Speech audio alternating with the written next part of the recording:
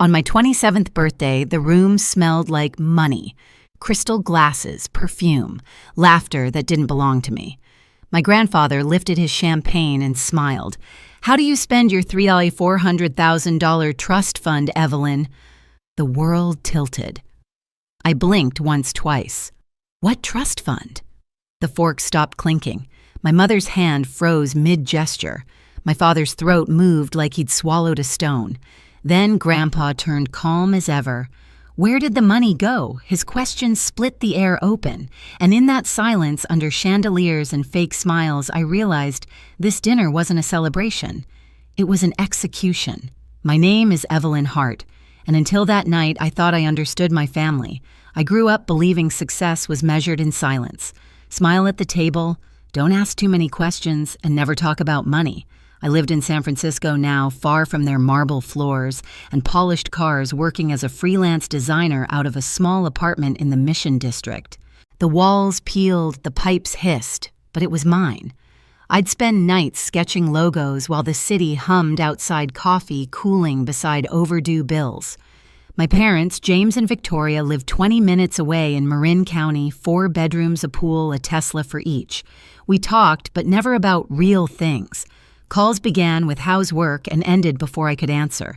The last time they'd surprised me was at my college graduation. I'd walked the stage holding $70,000 in student loans and a diploma I'd earned alone. They hugged me, handed me a wrapped box, and said, "We're so proud." Inside was a hardcover book, Financial Literacy for Young Adults. I smiled for the photos. That night, I cried over the sink, realizing they hadn't planned to help. Still, I kept my head down. I paid rent, skipped dinners, took every freelance job I could find. When friends posted vacation photos, I laughed it off. One day, I'd say.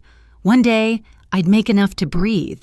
A week before my 27th birthday, my boss called me into his glass office. His face said everything before he spoke. "I'm sorry, Evelyn. We're downsizing." I boxed up my things, took the bus home, and sat on my couch with Madison, my roommate, my anchor, my only constant for 2 years. "Your parents will help, right?" she asked. I laughed, bitter and hollow. "They'll probably suggest a budgeting app." That night I called anyway. "Mom, I lost my job." "Oh, that's too bad, honey," she said, her keyboard clicking in the background. "But you'll figure it out. You always do." "I'm behind on rent, Mom. I don't know how." "Well, maybe this will teach you to save better.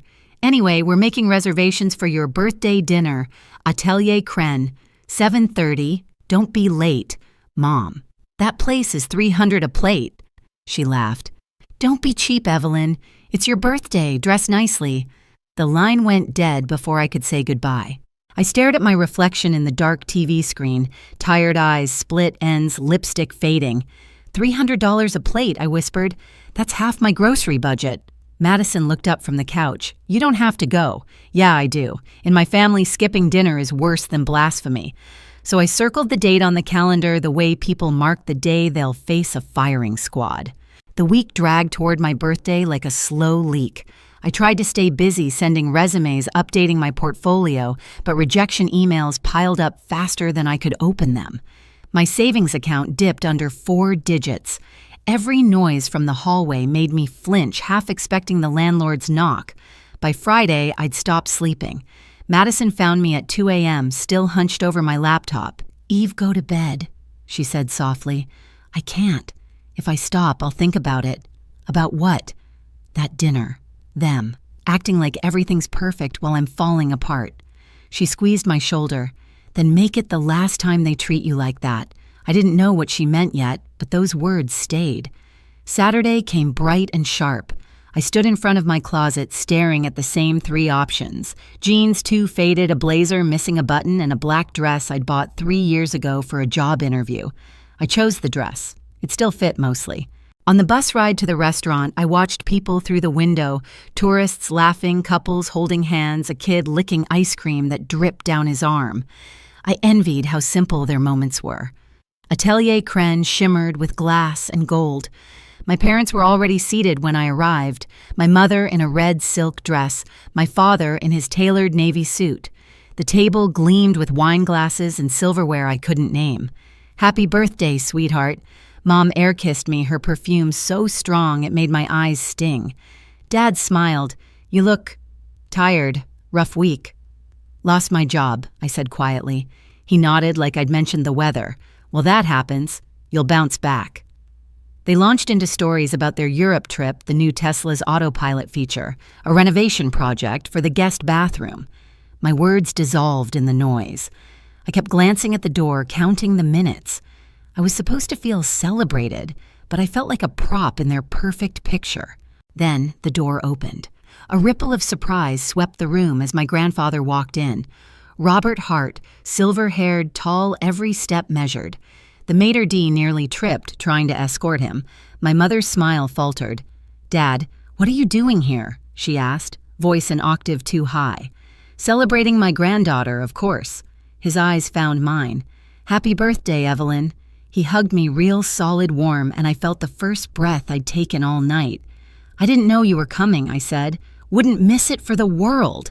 He sat down beside me, ordered whiskey neat, and started polite conversation. But there was an edge in his voice I couldn't place, like he already knew something none of us did. Then he smiled at me, raised his glass, and said the words that changed everything. The whiskey caught the light as my grandfather lifted his glass. "So, Evelyn," he said tone casual, "how do you spend your $3.4 million trust fund?" The air shattered. I heard my heartbeat before the silence registered. I blinked. Once? Twice? What trust fund? Every fork stopped mid-air. My mother's smile cracked like porcelain. My father's throat moved as if he'd swallowed glass. My grandfather's expression didn't change. He simply leaned back in his chair. "The trust I set up when you were born. Your parents were supposed to transfer it to you when you turned 25. My mother laughed too fast. "Oh, Dad, you must be mistaken." "There was Victoria," he said quietly. "Don't." It was the first time in my life I'd seen her go still. He turned to the waiter. "Private room, please." Within minutes, we were ushered away, plates half-eaten, champagne forgotten. The door closed behind us with a soft click that sounded final. Inside, the air was colder. My grandfather's assistant, Michelle, was already there, tablet open. A man in a tailored suit waited beside her. Michael Anderson, his attorney. "This won't take long," Grandpa said. "I just want clarity." Michael opened a folder, slid a stack of papers across the table. "Miss Hart, this is the trust account created under your name. Initial deposit, $1 million. Current value given market growth should be approximately $3.4 million. My fingers hovered above the paper. "Should be." He nodded grimly. "As of this morning, the balance is $200,000. The words landed like a physical hit. $200,000. 25 years of savings investments, interest gone. Grandpa's gaze never left my parents. "Explain." Dad wiped his forehead. We used some of it, just to cover the mortgage when the market crashed." Grandpa's voice stayed calm. "That's over $3 million, James." Mom's hands trembled around her clutch. "We were managing it. For her future. We didn't want her to waste it." I laughed short, sharp, ugly. "You mean like wasting it on rent or student loans or food?" Mom turned to me, her eyes glassy. "Sweetheart, we only wanted what's best for you. You gave me a book on financial literacy for graduation." My voice cracked. "While you were draining my account." Grandpa raised a hand. The room went quiet again. "Enough." He turned to Michelle. "List the withdrawals." She read, her voice mechanical. "Mortgage payoff, $450,000. Vehicle purchases, 2 Tesla Model S, $280,000. Home renovation, $320,000. Investment in Victoria Hart Real Estate, $500,000. Marked total loss." Each line felt like another blow. Then she paused. "Purchase of property in Malibu, $1.8 million. Currently registered under James and Victoria Hart." I stared at them. "A beach house." My father's face went slack. "It was an investment. It was theft," Grandpa said quietly, "from your own daughter." No one spoke. The only sound was the faint hum of the air vent. Finally, Grandpa pushed back his chair. "Give me the keys." Mom's eyes darted toward her purse. She hesitated, then pulled out a small key ring, 2 keys and a fob. Her hands shook as she set them on the table. Grandpa slid them across to me. "These are yours, 2 years late." They were still warm from her palm when I picked them up. My keys, my apartment, my life that had been kept from me. Mom started to cry soft, practiced sobs. "Please, Dad, don't do this. We're family. Family doesn't steal from family," he said. "You'll hear from my lawyers tomorrow." They left the room slowly as if gravity had doubled. The door closed and the air felt lighter but emptier. Grandpa turned to me. "Evelyn, I'll have a full audit done. They'll face legal consequences. But the decision to press charges, it's yours." I looked down at the keys, metal cold against my skin. For years, I'd begged for scraps of approval. Now I held proof that their love had a price tag. "I need time," I whispered. "Take it," he said. But know this, they were planning to run. Michelle found tickets to Costa Rica bought 3 days ago. My chest tightened. They came to dinner knowing this was goodbye. He nodded, and they smiled while doing it. That night, I left the restaurant with the keys in my pocket and a storm in my chest. Outside, the city lights blurred through the fog. Madison was waiting up when I got home. When I told her everything, she stared at me like I just recited a crime scene report. "They stole from you," she whispered. "Your own parents. Not just money," I said. "Years." I looked out the window at the sleeping city and felt something break and something else begin. I wasn't going to scream. I wasn't going to beg. I was going to take everything back, quietly. 3 days after that dinner, I was summoned to my grandfather's office, a glass tower downtown that looked like it could slice the sky. I barely slept since the night of the reveal. The words, "They were planning to run," played on loop in my head. Every time I closed my eyes, I saw my mother's trembling hand dropping the keys. My father's silence that felt like confession. When I arrived, Michelle was already waiting in the lobby, immaculate as always, tablet in hand. "They're here," she said quietly. "Robert wanted you present." My stomach tightened. "Both of them." She nodded. "They came to negotiate." Negotiate. That word tasted wrong. The elevator opened to the top floor, glass walls, leather chairs, the faint scent of cedar and old money. Grandpa sat behind his desk, posture, straight hands clasped. Across from him sat my parents. Dad looked 10 years older. Mom was trying to smile, but the gloss on her lips cracked at the corners.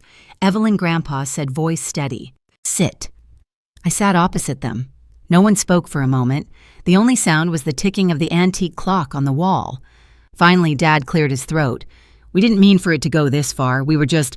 Desperate Grandpa's voice was cold. "Trying to stay afloat," Dad said. "You wouldn't understand. I understand, greed," Grandpa interrupted. "I built an empire on recognizing it." Mom reached forward, tears already in her eyes. "We love her, Dad. We were going to tell her eventually, when after you finish selling the Malibu house Silence." Michael Anderson, the attorney, stepped forward, setting a stack of printed bank statements on the desk. "The forensic audit is complete," he said. "Every transaction traced, every property connected. We've recovered approximately $2 million through asset seizures and forced sales." My father rubbed his temples. $2 million? We already... "You didn't recover it," Michael said sharply. "We did, through the law." I watched the scene from what felt like outside my own body. Every lie peeled away, every secret dragged into the light. Michelle handed me a folder. Inside were photos of my parents' purchases. The Malibu property, luxury cars, jewelry receipts, cruise bookings, all funded by my trust. "You should know what they valued more than you," she said softly. I swallowed hard. "This is enough to press criminal charges, isn't it?" "Yes," Michael replied. "Felony financial fraud and breach of fiduciary duty. Up to 10 years. Mom gasped. "Evelyn, you wouldn't please." Her voice broke like a child's, but I didn't flinch. "I didn't do this," I said. "You did." My father leaned forward, desperation bleeding through the calm facade. "We made mistakes, but prison. We're your parents." "Parents protect," I said quietly. "They don't pillage." Grandpa turned to me. "It's your choice, sweetheart." The room blurred around me, the skyline behind glass, the papers, the trembling hands across the desk. I thought of 27 years of dinners where I smiled through silence, of student loans I'd paid with ramen and overtime, of birthdays where they sent flowers but not love. I met my mother's eyes. "You left me with nothing. Now you have exactly that." The words landed like thunder. Mom's shoulders collapsed. Dad looked away, jaw clenched. Grandpa nodded once to Michael. File the necessary motions. Mom reached across the table, voice shaking. Dad, please, she's your granddaughter, and you are my daughter, he said. But there's a difference between blood and character. She began to sob real this time. It wasn't for me. It was for everything they were losing. As the lawyers finalized the papers, I stood and walked to the window. The city stretched below, cranes, cars, the slow pulse of people living their lives. I pressed my hand to the glass, the cold grounding me. For the first time in years, I wasn't small. Behind me, I heard Grandpa say, "Keys, deeds, accounts all transferred back to Evelyn, effective immediately." When I turned, Michelle handed me a slim envelope. "These are your property documents. Pacific Heights fully under your name now." I nodded. "Thank you." Mom whispered something, her voice barely audible. "You'll regret this." I looked at her, really looked. The woman who taught me to keep my voice soft, my needs smaller, my worth tied to approval. "No," I said. "For once I won't." They left soon after, escorted out by security. The door closed. The silence that followed wasn't heavy anymore. It was clean. Grandpa stood slowly, walking over to me. "You did the right thing." "I don't feel good," I admitted. "Justice rarely feels good," he said, "but it's necessary." He put a hand on my shoulder, firm and steady. "You're not alone anymore, Evelyn. You never were." That night, I went to see the apartment, the one I'd never been allowed to step inside. Pacific Heights was quiet, all glass and steel and bay views. The doorman recognized my name immediately. "Mr. Hart said you'd be coming." When I unlocked the door, the smell of expensive candles hit me first. Everything was staged neutral tones, marble counters, a coffee table book about modern design, a stranger's life furnished with my money. I wandered through the rooms, fingertips brushing the walls, the furniture, the evidence. On the counter, a lease folder, tenants' names, rent deposits. My parents had been collecting money for years. I sank onto the couch and laughed, the sound raw. Then the laughter broke into tears. Not grief anymore, but release. Madison arrived 20 minutes later, holding takeout. "You're really here," she whispered, eyes wide. "I'm home," I said. She looked around, smiled. "So, how does justice feel?" "Quiet," I said, "and heavier than I thought." We ate sitting on the floor cartons, spread out like old times. Through the windows, the bay shimmered with city lights. Somewhere behind me, the keys gleamed on the counter, a reminder of everything that had been stolen and everything I'd taken back. Before bed, I texted Grandpa, moved in. "Thank you for fighting when I couldn't." His reply came a minute later. "You always could, Evelyn. You just needed proof." I stared at that message until the screen dimmed, proof of what they'd done and who I'd become. A month passed before I could sleep without waking in the middle of the night expecting another secret to surface. But the investigation moved quickly. My parents' assets, both Tesla's, the Malibu house, even the country club membership, were liquidated. The proceeds poured back into my account under my name where they should have always been. They moved into a roadside motel in Oakland. Grandpa told me in a quiet voice, "They're paying restitution. $500 a month." Court ordered. I didn't feel joy when he said it, just balance. I settled into the apartment in Pacific Heights. Each morning the fog rolled over the bay like breath. I'd sit on the balcony with coffee laptop open, freelancing again. Clients came, fast referrals from Grandpa's network startups that needed branding. For once I wasn't scrambling, I was building. Madison came over every weekend. We hung art, unpacked boxes, made the place ours. "You realize," she said once, laughing, "you could buy this whole building now." "I don't want to own more things," I said. "Just more peace." Weeks turned into months. My name was on everything now, bank accounts, titles, deeds. But it wasn't the money that settled me. It was the ownership of my life. One evening, Grandpa invited me to dinner. He looked frailer but lighter, as if some weight had lifted. "You did what I couldn't," he told me. "You drew a line." I smiled. "You taught me how." That night, driving home through the city, I passed the restaurant where it all began. Through the glass, people were laughing, toasting, unaware of how fast a family can fracture over greed. I didn't stop. Some chapters deserved to stay closed. Finally, I learned that blood doesn't always mean loyalty. My parents stole my future and called it love, but I took it back piece by piece, quietly, legally, completely. Now, when I look out over the bay, I don't see what I lost. I see what I rebuilt. If you've ever been betrayed by the people you trusted most, remember this: you can still start over stronger than before. And if stories like mine hit close to home, stay with me. The next one might sound uncomfortably familiar. Hit subscribe and don't look away.